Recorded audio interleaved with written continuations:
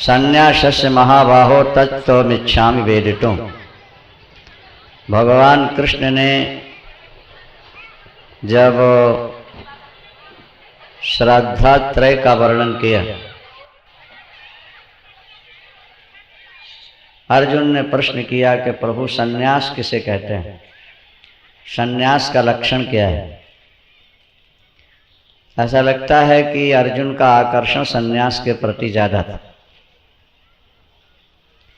प्रारंभ में भी अर्जुन ने यही कहा था कि भैक्षमपि है लोके, मैं भिक्षा मांग के गुजारा कर लूंगा पर युद्ध नहीं करूंगा।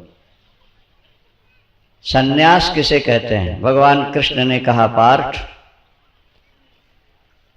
काम्यानाम कर्मणाम न्यासम संन्यासम कवयो विदु।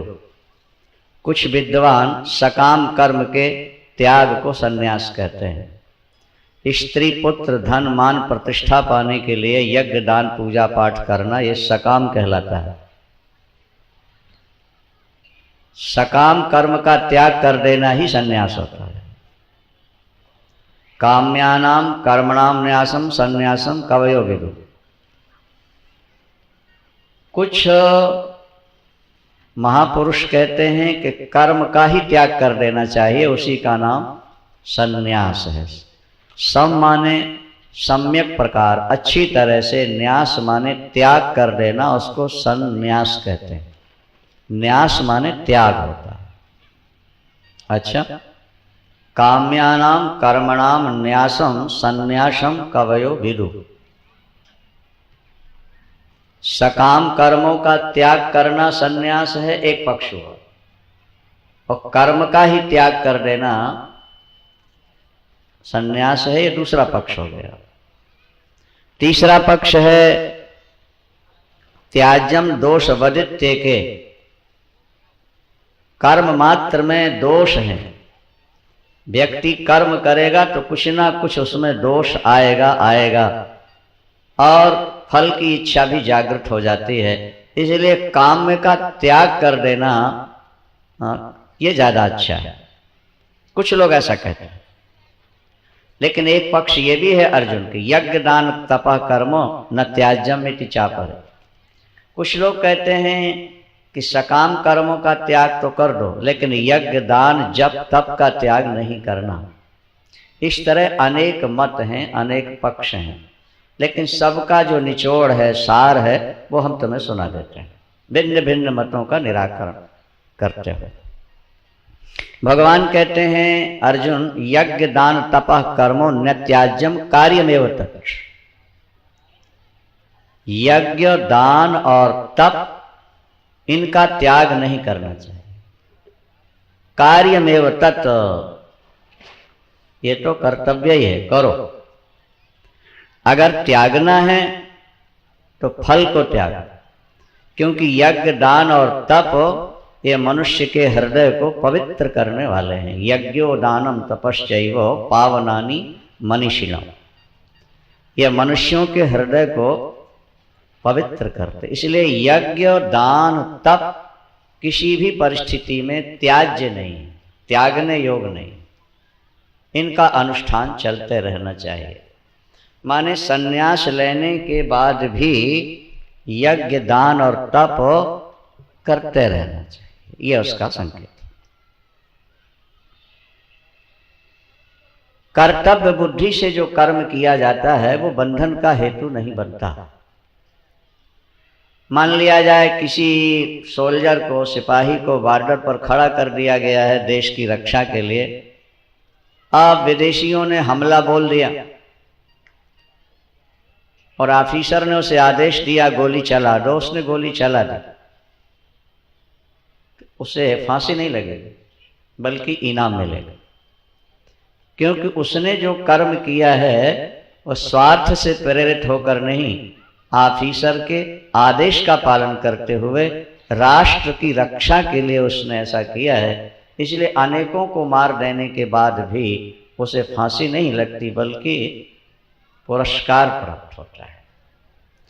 तो परमात्मा का आदेश है हमारे लिए कि आप यज्ञ दान करो, कर्म करो, इसलिए हम कर रहे हैं। एक होता है अपनी इच्छा से प्रेरित होकर कर्म करना। मान लीजिए वही सोल्जर ड्यूटी के बाद घर आए और उसी राइफल से वो अपने पड़ोसी को मार डाले, तो उसको पुरस्कार मिलेगा कि फांसी लगेगी? उसी राइफल से उसने 25 को मारा तो पुरस्कार मिला, और उसी राइफल से जब उसने पड़ोसी को मारा तो फांसी लग गई। अब क्रिया तो दोनों जगह एक सी होती है, एक जगह पुरस्कार क्यों मिलता है और दूसरी जगह फांसी क्यों लगती है? पड़ोसी को मारा है व्यक्तिगत द्वेष के कारण, शत्रुता के कारण, और वहां जो गोली चलाई ऑफिसर के आदेश से। ठीक इसी तरह आप जो कर्म करते हैं वो अपनी वासना से प्रेरित होकर कर्म करते हैं या शास्त्र की आज्ञा मानकर कार्य करते हैं। ये देखें, यदि शास्त्र की आज्ञा है हमें ये करना चाहिए, इस भाव से कर्म करते हैं, तो वो कर्म आपके लिए बंधन का हेतु नहीं बनेगा, क्योंकि शास्त्र की आज्ञा है। और शास्त्र माने भगवान, वेद क्या है? भगवान है। जैसे सूर्य और प्रकाश ये दो नहीं है, सूर्य ही प्रकाश है, प्रकाश का पुंज ही सूर्य है। इसी तरह भगवान और वेद ये दो नहीं है, भगवान ही संसार की रक्षा के लिए वेद बनते हैं, इसलिए वेद भगवान कहे जाते हैं। तो वेदों की आज्ञा का पालन करना भी ईश्वर की आज्ञा का पालन है। भगवान ने किसी पुराण में कहा भी है, श्रुति स्मृति ममाज्ञे च, श्रुतियां और स्मृतियां ये मेरी आज्ञा है। यस्त उल्लंघ वर्तते, जो इनका त्याग करके मन चाहे ढंग से कर्म करते हैं वो वैष्णव होकर भी मेरे द्रोही हैं, भजन करते हुए भी वे दोषी हैं। एक पुत्र पिता को प्रणाम करता है, पिता की बात नहीं मानता, और दूसरा पुत्र पिता को दैनिक प्रणाम नहीं कर पाता पर पिता की हर आज्ञा का पालन करता है, तो समझदार पिता के लिए पिता की आज्ञा पालन करने वाला पुत्र ज्यादा प्यारा होता है, बजाय प्रणाम करके आज्ञा न मानने वाले के।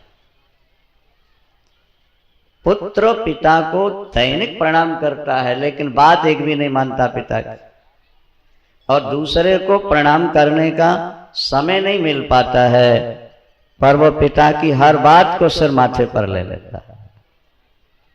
कौन प्यारा हुआ, प्रणाम करने वाला या आज्ञा मानने वाला? आप मंदिर भले न जाएं, भगवान शंकर पर जल भले ही न चढ़ाएं, आप भगवान राम कृष्ण के दर्शन के लिए मंदिर न जाएं, पूजा पाठ आप नहीं कर पाते न करें, लेकिन शास्त्रों ने आपके लिए जो कर्म बतलाया है, यदि आप निष्काम भाव से कर्तव्य बुद्धि से उस कर्म का अनुष्ठान करते हैं तो भगवान की पूजा न करने के बाद भी आप भगवान को प्यारे लग सकते। गुरुजी हमारी बड़ी श्रद्धा है आपके प्रति, लेकिन गुरुजी जो कहते हो मानते ही नहीं, तो श्रद्धा किस काम की है? श्रद्धा का मतलब श्रद्धा, जो आज्ञा दे दी गई, आदेश दिया उसका पालन करना। संत एकनाथ के गुरु ने संत एकनाथ जी को भगवत दर्शन कराया, फिर कहा तीर्थ करो और तप करो, क्योंकि प्रारब्ध अभी तुम्हारा शेष है। वो तीर्थ यात्रा करने चले और तीर्थ यात्रा करते करते अपने गांव पहुंचे तो माता उनकी बहुत बीमार थी और कोई सेवा करने वाला नहीं था। गांव के लोगों ने कहा, एकनाथ जी माँ बीमार है, सेवा करना आपका कर्तव्य है, क्योंकि और कोई आपके भाई भी नहीं है। उन्होंने कहा कि मैं अपना जीवन गुरु को दे चुका हूं, उनका आदेश जैसा होगा मैं उसका पालन करूं। हम आपको चाहते हैं ऐसा कहने वाले तो बहुत मिलेंगे नहीं। हमने अपना जीवन गुरु को दे दिया है, गुरुदेव जो कहेंगे हम वो करेंगे। कुछ लोग दौड़े दौड़े गुरुजी के पास गए, घर की स्थिति सुनाई, माता की बीमारी। गुरुजी ने पत्र लिखा, एकनाथ तुम जहां हो वहीं रहना जब तक मेरा दूसरा आदेश न मिले। वो नदी से स्नान करके घर लौट रहे थे। रास्ते में वो लोगों ने पत्र पकड़ा दिया उनको, और उसमें लिखा था कि जहां हो बस वहीं बैठ गए, न घर गए, न गुरु के यहाँ गए, न मंदिर गए, उसी जगह उन्होंने आसन बना ली, बैठे। गुरु का आदेश आया नहीं दोबारा, वहीं बैठे गए, जीवन भर एक ही जगह बैठे। गुरु जी का शरीर शांत हो गया, फिर भी वो नहीं गए, रोए भी नहीं, बहुत परेशान भी नहीं हुए। क्यों? बोले हमारा गुरु तत्व तो अमर है, वो मरता नहीं। शरीर तो पांच भौतिक छूटते रहते हैं, आत्मा तो अमर है, वे गुरुदेव हमारे अंग संग। अभिप्राय कहने का कि जो व्यक्ति आज्ञा का पालन करता है वो अपने बड़ों को ज्यादा प्यारा लगता है। शिष्य गुरु को शिष्य और पिता को पुत्र, पति को पत्नी, इसी तरह भगवान को भक्त प्यारा लगता। तो यहां भगवान कृष्ण ने कहा कर्तव्या नीति में पार्थो निश्चितम मतमुत्तमम् नियतस्य संन्यासः कर्मणोपपद्यते। जो काम आपकी जाति के लिए, आपके कुल के लिए शास्त्रों ने निश्चित किए हुए हैं, उनका त्याग देना ये उचित नहीं है। यदि उसका त्याग किया जाता है तो तामसी त्याग कहलाएगा, तामसा परिकीर्त, वो तामस त्याग है। और इस काम में बड़ा बखेड़ा है। एक नारी सोचती है पति की सेवा में बड़ा बखेड़ा है, भगवान का भजन करो, तो बोले वो राजसी त्याग है, उससे ज्यादा फल तुम्हें नहीं मिलेगा। क्योंकि शास्त्र कहता है कि पति को पत्नी को पति की सेवा करनी चाहिए, और तुमने पति की सेवा छोड़ दी और केवल माला पकड़ ली तुमने, तो बोले फिर वो विशेष लाभ नहीं। और इसलिए छोड़ा कि झंझट है पति की सेवा, डांटते भी रहते हैं, ये करो वो करो, और वो ठाकुर पति अच्छा है, कुछ कहते ही नहीं, नहला दो तो ठीक, ना नहलाओ तो ठीक, खिलाओ तो ठीक, ना खिलाओ तो ठीक, अब माला लेके बैठेगा, ये बढ़िया। बोले वो राजसी त्याग है तुम्हारा। देखो श्लोक देखो, दुख मित्येव यत् कार्यम काय क्लेश भयात् त्यजेत्। एक गृहस्थ सोचता है जनेऊ बार बार कान में लटकाओ, चोटी रखो, संध्या करो, हवन करो, अतिथि सत्कार करो, बच्चों को खिलाओ पिलाओ, ये सब झंझटें हैं, छोड़ो, हरिद्वार चलो, मूड मुड़ा लो। मूड मुड़ाए 3 गुण, सिर की मिट गई खाज। क्या? मूड मुड़ाए 3 गुण, सिर की मिट गई खाज, और खाने को हलवा पूड़ी और लोग कहें महाराज। बोलो वृंदावन स्वामी जी महाराज।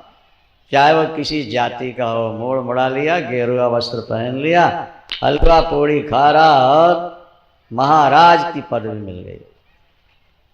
बोले त्याग सात्विक नहीं, ये राजसी त्याग है, इसका फल विशेष नहीं मिलेगा।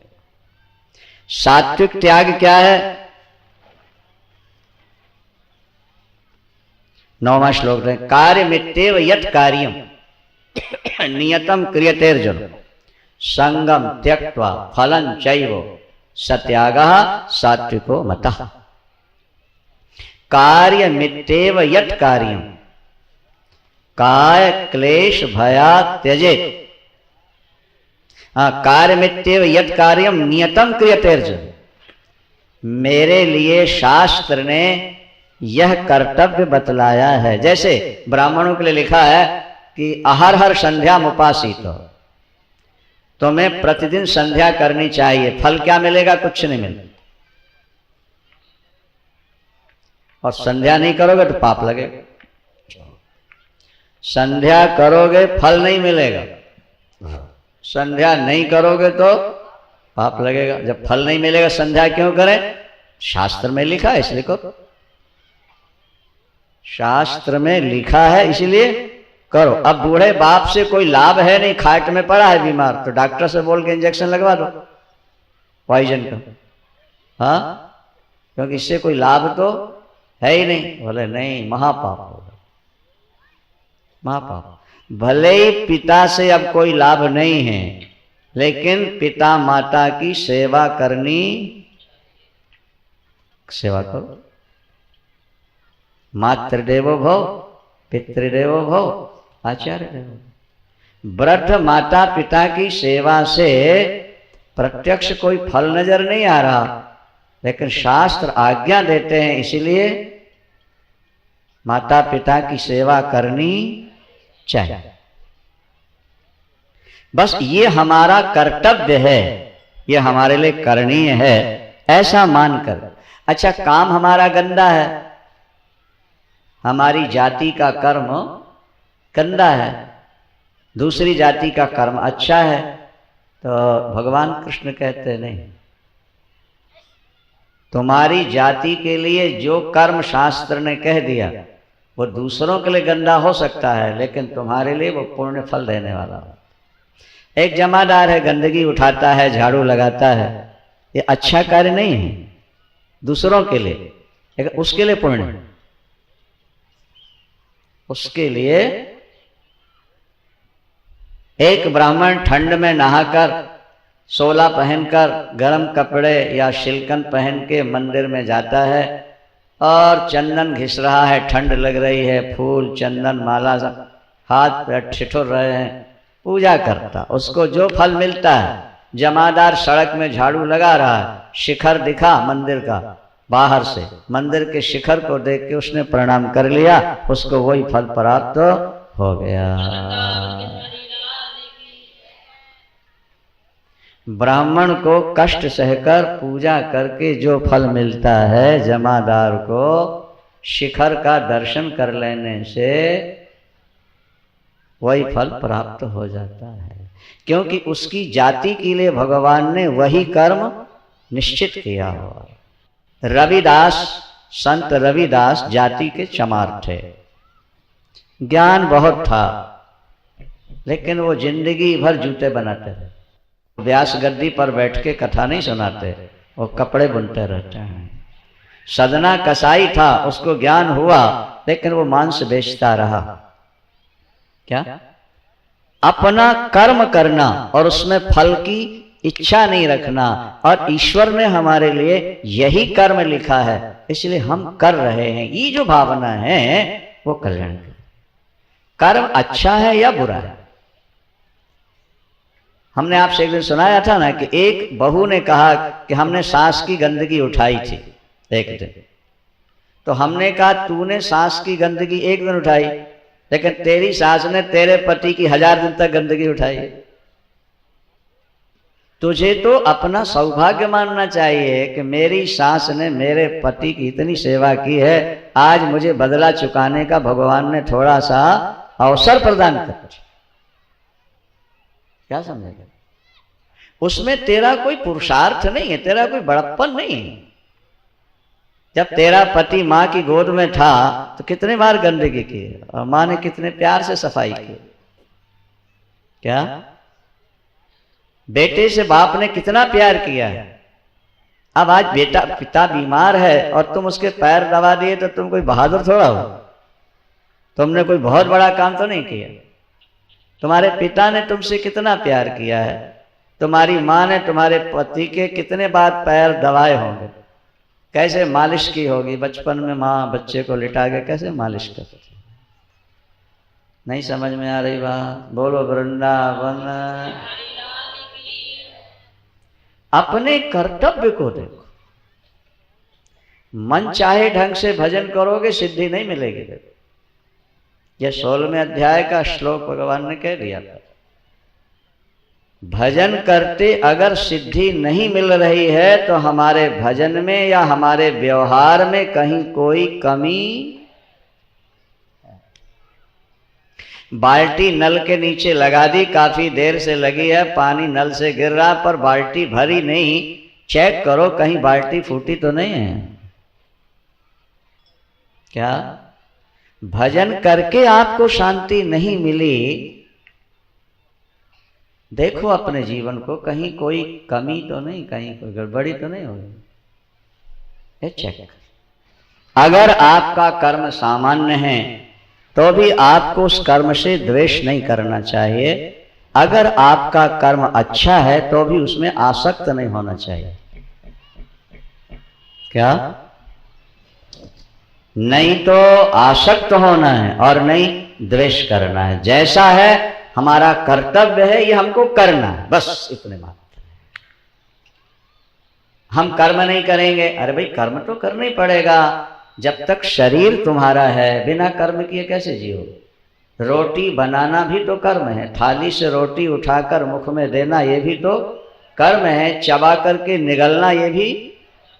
तो बिना कर्म किए तो व्यक्ति रह ही नहीं सकता। क्या? इसलिए कर्म करते चलो, लेकिन फल की इच्छा। वाह! योगा कर्मसु कौशलम। कर्म करते हुए कर्म के फल में की इच्छा ना हो और कर्म में आसक्ति ना हो। ये दो बातें थोड़ा बुद्धि में बैठा लें। कर्म करते करते कर्म करने का व्यसन हो जाता है। जैसे दुकान जाते जाते दुकान जाने का व्यसन हो गया। अब 2 दिन के लिए कर्फ्यू लग गया तो वो श्रीमान का टाइम नहीं कटता। उसको लगता है कब दुकान खुले और मैं, ये हो गई आसक्ति, ये हो गई कर्मासक्ति। कर्म करते करते कर्म करने में आसक्ति, और कर्म किया और लाभ नहीं हुआ तो मायूस हो गए। बोले हमको तो कुछ फल नहीं मिला, इतना काम किया। बोले वो भी नहीं होना चाहिए। ईश्वर ने हमें कर्म करने का आदेश दिया है, हमने कर्म किया, अब फल मिले न मिले हमें तो कर्म करना है बस। पर गुजारा कैसे होगा? अरे भाई गुजारा पैसे से नहीं होता है, गुजारा तो ईश्वर के आदेश से होता है, उनकी कृपा से होता है। महाराज पैसा नहीं होगा तो काम कैसे चलेगा? भाई बिना पैसे के भी काम चलता है। अगर तुम अपना काम संयम से करोगे, नियम से करोगे, तो समाज भी आपका सहयोग देगा और ईश्वर भी आपका सहयोग देगा। ये बात आपने पहले भी शायद सुन रखी होगी, दोहरा देता हूँ। कबीर दास जी ने कपड़े बुने।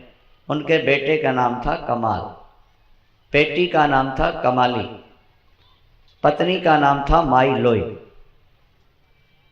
कमाली का विवाह निश्चित हुआ, बारात आनी है, इन्होंने कुछ कपड़े बुन के तैयार किए। आधे कपड़े बेटे ने उठाए, आधे कबीर जी ने उठाए, काशी में बेचने, बाजार में बेचना है और वहीं से सामान खरीद के लाएंगे जो बारात के काम आने वाला है। गरीबी बहुत ज्यादा थी। कबीर दास जी ने कपड़े बेचे, अब पैसे लेके आगे बढ़े। एक कसाई गाय लेके जा रहा है। अरे भैया इसको छोड़ दे, गौ माता है, ये तो पूज्य है, सभी लोग गाय का ध्यान रखते हैं, छोड़ दो। कहने लगा बड़े दयालु हो तो पैसे दे दो, मैं जितने में खरीद के लाया हूं पैसे दे दो, छोड़ देता हूं। कितने में लाए हो? उतने ही रुपये बतलाए जितने के कपड़े बिके थे।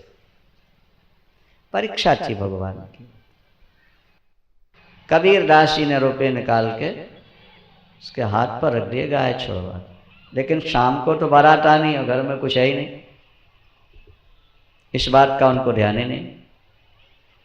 हमारे सामने से कसाई गाय लेके जा रहा है, गाय को बचाना ये हमारा कर्तव्य है। सोचा कमाल ने कपड़े बेचे हैं, उन्हीं से कुछ सामान खरीद लेंगे, कुछ उधार ले लेंगे, फिर चुका देंगे। वहाँ भगवान कांपते हुए ठिठुरते हुए पहुँचे। वो कपड़े जो थे बेचने को उसको दे गरीबों को। कबीर आए खाली हाथ, कमाल खड़ा है खाली हाथ। रात्रि में बारात आनी है। पिता ने कहा बेटे अब क्या करें? बोले पिताजी आप बड़े हैं, जो उचित सलाह दें मानेंगे। बोले घर जाएंगे तो बड़ी बेइज्जती होगी, क्योंकि खाली हाथ जाएंगे, घर वाले बिगड़ेंगे, नाते रिश्तेदार भी बेवकूफ़ कहेंगे हमें आप। तो अपन ने ऐसा काम क्यों कर दिया? बोले शास्त्र ऐसा कहते हैं कि किसी दुखी की सहायता कर सको तो ये भगवान की बहुत बड़ी सेवा है। लेकिन अब बारात आनी है, घर में खाने को नहीं, बारात का स्वागत कैसे होगा? बोले जिसने दिल में दया पैदा की है, जिसने बेटी की परवाह की है, बिना उनको बचाने की प्रेरणा दी, अब राम ही जाने जो करें सो करें, अपन तो कहीं छुप जाते हैं एकांत में चले, जो होगा सो ठीक। छुप गए महाराज।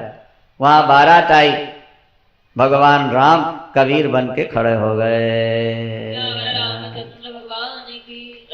सब सामान घर में ले आए और पीली पगड़ी वगड़ी जैसे चलती है बांध कर, गुलाबी पगड़ी नहीं। अब बारात का खूब सत्कार किया और सोने की गिलासों में पानी पिलाया और हाथ जोड़ के कहा बारातियों से कि जिस गिलास में आपने जल पिया वो गिलास आप साथ ही लेते जाए। भोजन में विलक्षण स्वाद। अब जब वो महाराज चले वापिस बाराती लोग तो बोले वाह भाई कबीर वाह, तारीफ कर रहे थे ना, वाह भाई कबीर वाह, क्या बात। जिंदगी में बहुत बारातें की, देखी गए, लेकिन इतना बढ़िया भोजन और इतनी बढ़िया विदाई, सोने की गिलास, अरे कबीर कमाल कर दिया तुमने। कबीर ने सोचा काशी में कोई और कबीर होगा जिसकी तारीफ हो रही है, क्योंकि मैं तो यहाँ छुपा हुआ हूँ। तो बाहर निकल के आए और बोले भैया कौन सा कबीर है जिसने आप लोगों की सेवा की? अरे बोले वही माई लोई का पति और कमाली का बाप कबीर। तो माई लोई का पति तो मैं हूँ और कमाली का बाप भी हूँ, कमाल उसका बेटा है। कबीर ने स्वयं भोजन परोसा। बोले और क्या? और क्या भोजन बना? जिंदगी में न खाया है न शायद आगे खा पाएंगे रे भैया। जिन्होंने खाया वो भाग्यशाली। क्या स्वाद था भोजन में कबीर के। और देखो ना सोने की गिलास भी विदाई में दी है, बारात जो जाए उनको बधाई भी तो दी जाती है ना, सोने के गिलास भी दे। धन्य हो कबीर, तुम धन्य हो।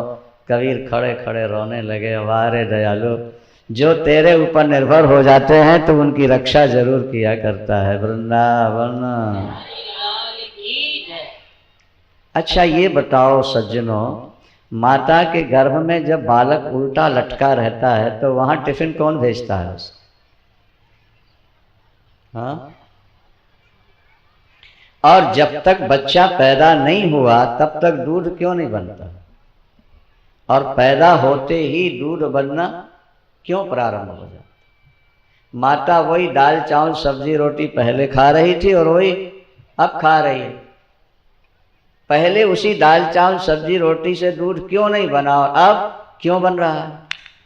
अच्छा, और बनने लगा तो बनता रहे जिंदगी भर? बोले नहीं, जहां बच्चा खाने पीने लगा, दांत वांत निकल आए, चलने फिरने लगा, दूध अपने आप अब बंद क्यों हो गया? बोले अब रोटी खा करके रह सकता है इसलिए कोटा बंद कर दिया।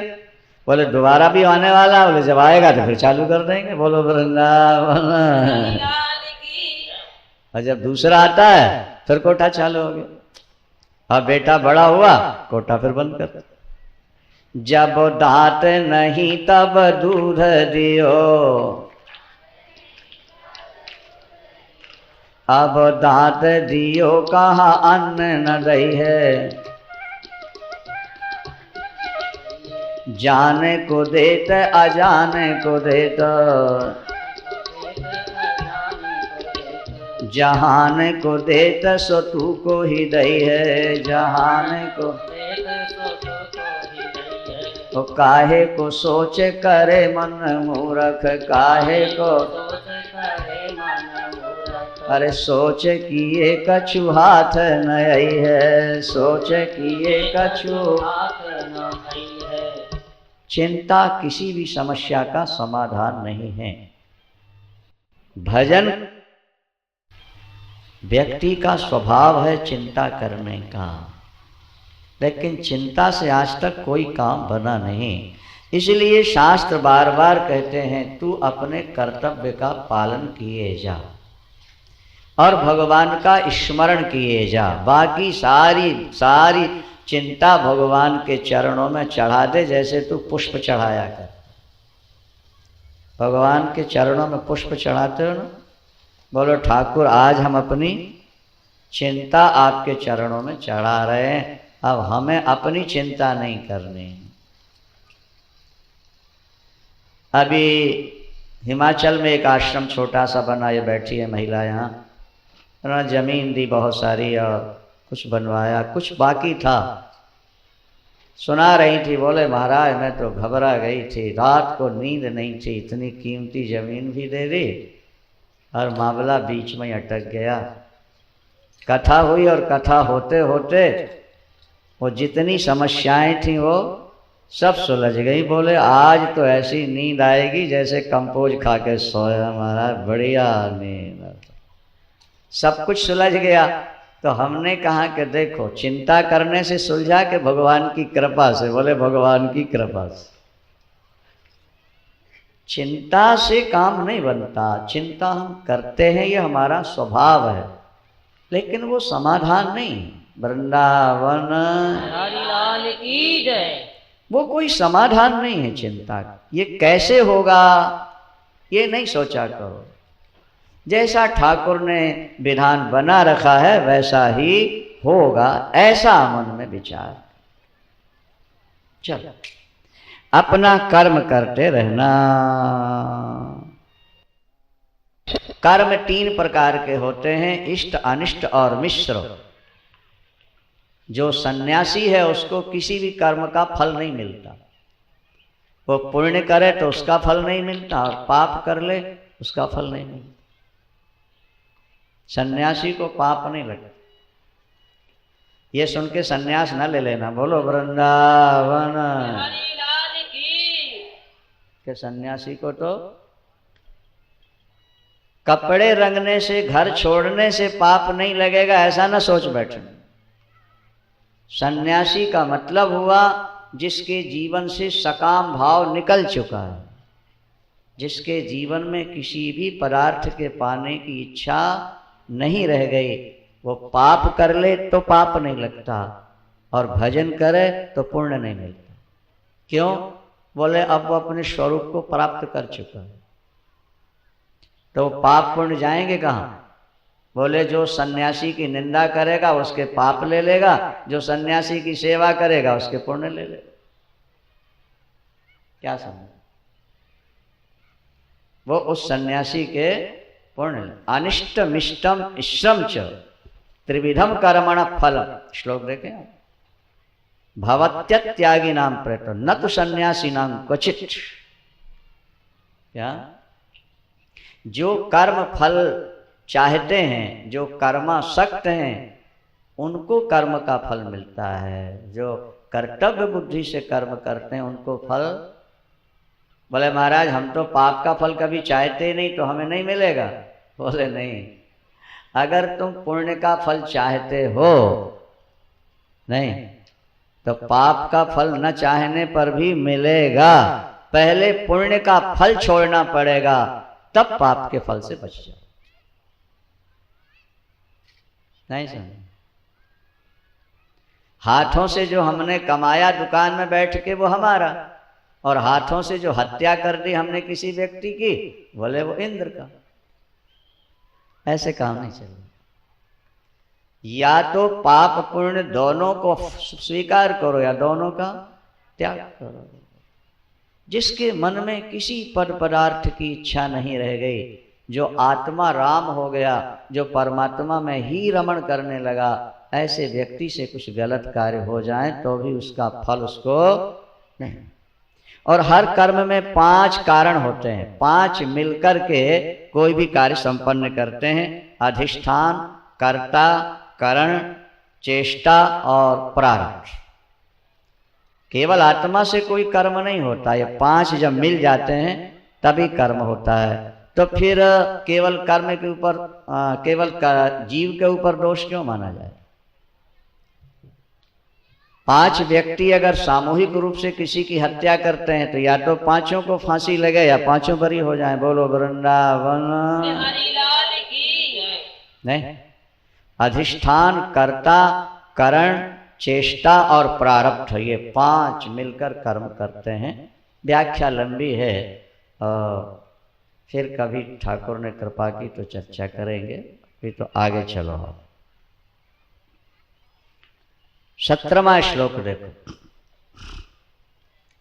17वें श्लोक में भगवान ने कह दिया कि जिसके मन जीवन में कर्तापन का अहंकार नहीं है, वो तीनों लोकों के व्यक्तियों को मार दे तब भी उसे पाप नहीं।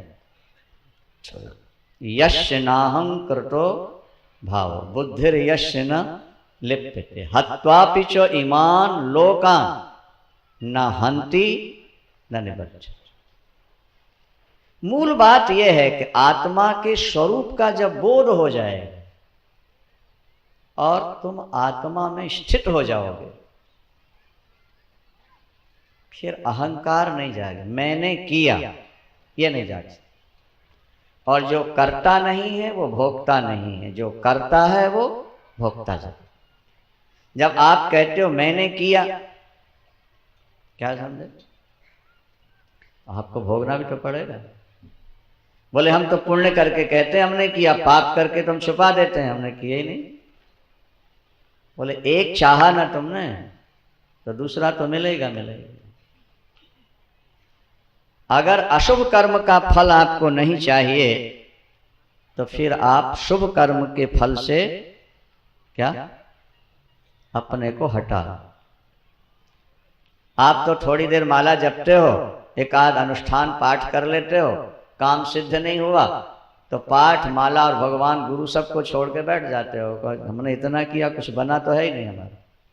क्योंकि आप जो करते हैं वो तो कुछ पाने के लिए करते हैं, लेकिन ज्ञानी जो करता है वो तो कर्तव्य बुद्धि से करता है। उसको प्राप्त करना तो कुछ शेष रहा ही नहीं। जो प्राप्त करना था वो प्राप्त कर चुका है। जिस भूमि में पहुंचना था वो पहले पहुंच चुका है। इसलिए अब उसको पाप आप कहाँ, उससे पाप होते भी नहीं, हो भी जाए तो लगते हैं क्या। इसलिए पहले उस स्तर पर पहुंचने का प्रयास करना चाहिए। त्रिगुणातीत स्थिति जो आपको पहले सुनाई जा चुकी है, उस स्थिति को पहले तमोगुण से हट के रजोगुणी बन जाओ, फिर रजोगुण से हट करके सत्वगुणी बनो, और फिर सत्व का भी तिरस्कार करके स्वरूप में। ये विस्तार से पहले व्याख्यान कर चुके हैं आपके साथ, नहीं 14वें अध्याय में ना? वृंदावन ज्ञान 3 प्रकार का होता है, कर्म भी 3 प्रकार के होते हैं और कर्ता भी 3 प्रकार का होता है। ज्ञान 3 प्रकार का, सात्विक, राजस और सात्विक ज्ञान क्या है? सुनो भाई ध्यान से। समस्त प्राणियों में एक आत्मा को देखना, समस्त प्राणियों में एक चेतन को देखना, इस ज्ञान का नाम बोलो सात्विक ज्ञान। और जो हर व्यक्ति में चेतन को अलग अलग देखते हैं वो ज्ञान राजस ज्ञान, राजसी ज्ञान। नहीं समझ में आ रहा? नहीं। यदि आपका ज्ञान समग्र शरीरों में एक चेतन को देखता है तो वो कौन सा ज्ञान कहलाएगा? सात्विक ज्ञान, श्रेष्ठ। और हर शरीर के आत्मा को अलग अलग मान लिया, चेतन को अलग अलग मान लिया तो राजस हो गया। और शरीर को ही आत्मा मान लिया तो तामस। वृंदावन जो भौतिकवादी होते हैं वो शरीर को ही आत्मा मानते हैं, इसलिए उनका ज्ञान तामसी कहलाता है। और जो हर शरीर में चेतन को अलग अलग देखते हैं वो राजसी ज्ञान है। और जो समग्र शरीरों में एक ही चेतना को देखते हैं वो सात्विक ज्ञान। अच्छा, हमारे लिए शास्त्र ने जो नियत किया है, निश्चित किया है, वो कर्म करना, ये तो सात्विक हो गया। अफल प्रेप्सुना कर्मो, फल की इच्छा के बिना जो कर्म किया जाता है वो सात्विक कर्म कहलाता है। और जो कर्म फल को लेकर, अहंकार को लेकर मैं करता हूं, ऐसा जो कर्म किया जाता है वो राजसी कर्म कहलाता है। और जो परिणाम में हानि देने वाला हो तथा हिंसा प्रधान हो, दूसरों को नीचा दिखाने के लिए जो कर्म किया जाता है वो कर्म बोलो भाई अनुबंधम क्षयम हिंसाम अनवेक्षच पौरुषम मोहादारभ्यते कर्म। मोह से ग्रसित होकर जो परिवार के लिए कर्म किए जाते हैं वो तामसिक।